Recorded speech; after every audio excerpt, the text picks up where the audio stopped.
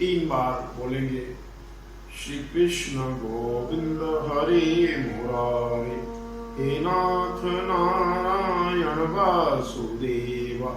श्री कृष्ण गोविंद हरे मुरारे, हे नाथ नारायण वासुदेव।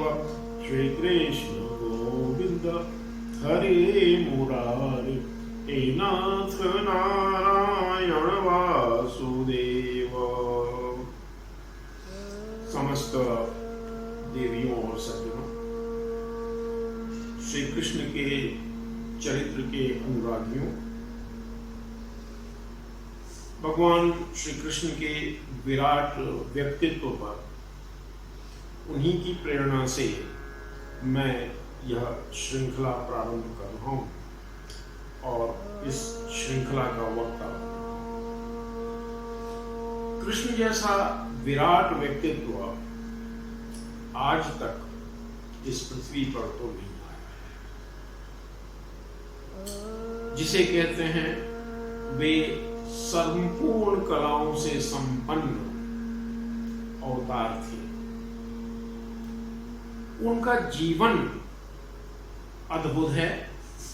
जब आप उनके जीवन को देखना समझना शुरू करें, उस पर चिंतन करना शुरू करें, तो सतही तौर पर लगता है कि इतना झूठ, इतना छल प्रपंच, इतने विवाह, इस प्रकार की कूटनीतियां, अनेकों लोगों को छल से मरवा देना श्री कृष्ण जी ने क्यों किया, किसके लिए किया, वे क्या उद्देश्य प्राप्त करना चाहते थे।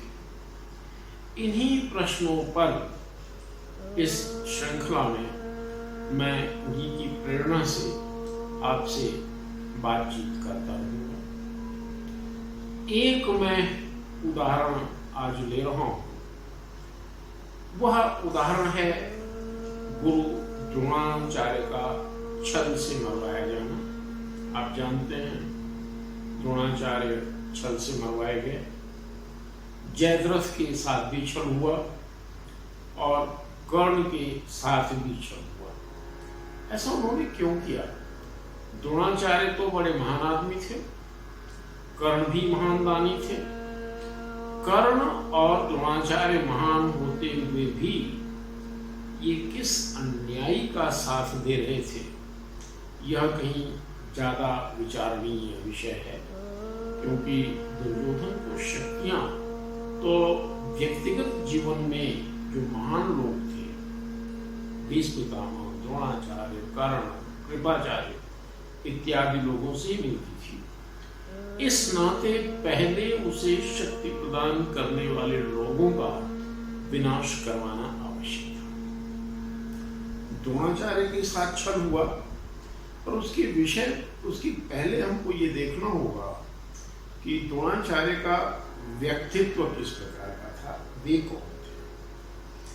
क्या उन्होंने एक ऐसे शिष्य की जो उनकी मूर्ति बनाकर बिना प्रत्यक्ष मिले हुए शिक्षा प्राप्त कर रहा था, उसका अंगूठा कटवाना छल नहीं था? वह न केवल छल था, वह महान अपराध था। इससे सिर्फ एकलव्य को क्षति नहीं पहुंचाई गई, बल्कि एक धनुर्विद्या के आचार्य ने ही संपूर्ण आर्यवर्त में धनुर्विद्या के प्रसार और प्रचार को रोक दिया। वह विद्या जो आत्मरक्षा के लिए है, वह विद्या जो समाज के लिए है, उस महान विद्या को इस आचार्य ने, मैं कहूंगा कि इस घृणित आचार्य ने राजमहलों में ले जाकर के बांध दिया और हमारा पूरा भारतीय समाज सशक्त होने से वंचित रह गया, समर्थ और शक्तिशाली होने से वंचित रह गया। यह द्रोणाचार्य का जघन्यतम पाप था और इस पाप की कोई भी सजा छोटी थी। दूसरा, आप ये देखें कि जिस युग में द्रोणाचार्य थे उस युग में लोग गुरुकुल में जाकर के विद्या पढ़ते थे। उसमें छोटे और बड़े का कोई भेद नहीं होता था। जिसे पढ़ना है, राजा हो या रंक हो, वो गुरुकुल में जाएगा और गुरुकुल में गुरु के सानिध्य में रह करके वो शिक्षा प्राप्त करेगा। भारतीय शिक्षा के इतिहास में द्रोणाचार्य पहले आचार्य हैं जो राजमहल में पहुंच करके राजकुमारों को शिक्षा दे रहे हैं। माने ये धनाढ्यों और समर्थ लोगों में शिक्षा का व्यापार कर रहे हैं। शिक्षा को धनाढ्य वर्ग में बेचना, यह भी एक बहुत बड़ा पाप है जो गुरु द्रोणाचार्य ने किया था। तीसरा बड़ा पाप जो गुरु द्रोणाचार्य ने किया, उस काल में गुरु अपने शिष्यों से गुरु दक्षिणा मांगता था। गुरु दक्षिणा के द्वारा वह अपने शिष्यों का सामर्थ्य जानना चाहता था। उसे धन संपदा की कोई आवश्यकता नहीं होती थी, कोई लोभ नहीं होता था। लेकिन गुरु द्रोणाचार्य ने बड़ी घटिया गुरु दक्षिणा मांगी। लगता है कि वो घटिया गुरु दक्षिणा मांगना ही उनका स्वभाव था। एक स्थान पर वो एकलव्य का अंगूठा मांगते हैं, दूसरे स्थान पे वो कौरवों और पांडवों से द्रुपद का राज्य मांगते हैं गुरु दक्षिणा के रूप में। और कौरव पांडव जाते हैं, पहले तो कौरव गए, द्रुपद कोई गाजर मूली तो थे नहीं कि उनको हरा दिया जाता। फिर पांडव गए और पांडव ने द्रुपद को परास्त किया। उन्हें बंदी बना करके रथ में अपने पास अपने साथ बांध करके लाए और गुरु द्रोणाचार्य के सामने उनको पेश किया। ये बात जारी रहेगी तो ये आचार्य हृदय से भी तुच्छ था, व्यवहार से भी तुच्छ था। उस विद्या के ही प्रसार में ये बाधक बना जिस विद्या का ये आचार्य था।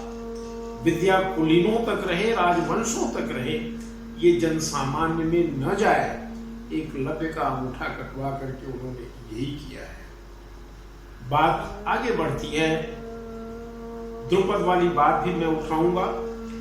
यहाँ पर एकलव्य के संदर्भ में एक और बात है कि जब एकलव्य के पिता दूसरे दिन गए द्रोणाचार्य से कहने के लिए कि चूंकि आपने गुरुदक्षिणा ले ली है, इसका मतलब एकलव्य आपका शिष्य है, अब उसको आशीर्वाद दे दीजिए आप।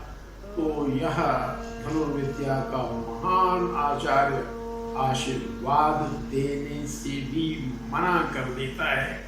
इस नाते इसके साथ छल से, बल से, किसी भी प्रकार से किया गया व्यवहार जो इसके जीवन को समाप्त कर दे, जो समाज को इसके बोझ से मुक्त कर दे, जायज है। और वही भगवान श्री कृष्ण ने द्रोणाचार्य के साथ किया है। जय श्री कृष्ण। कल इस प्रकरण पे आगे भी चर्चा होगी।